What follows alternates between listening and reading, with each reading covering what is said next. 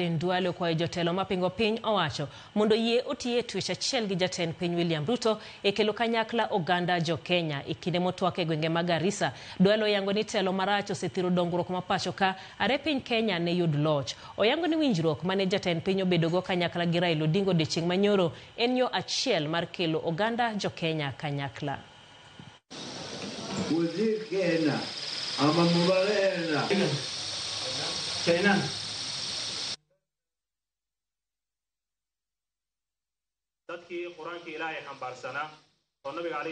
Leaders with ethnic political based parties and with their own selfish interests, me as one of them included.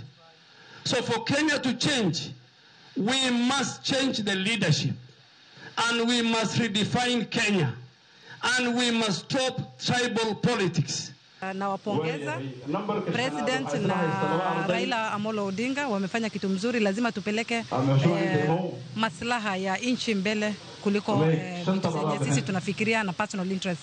Kwa hivyo ni jambo mzuri, na kuna mwenye anafikiria that Raila Odinga amefanya vitu yenye inafanya kibinafsi, hajafanya kibinafsi, ni mtu anapenda nchi na anaendeleza nchi mbele. Kwa hivyo tunasema congratulations. The decision of my party and my party leader, I believe it's the right move. It's the right move for Kenya, for Kenyans, and the way forward for national unity. And if some are feeling left behind, the writing was on the wall for quite a while, and they could have, they should have sensed where things were heading. And if at all they did not sense, then I'll say they're not worth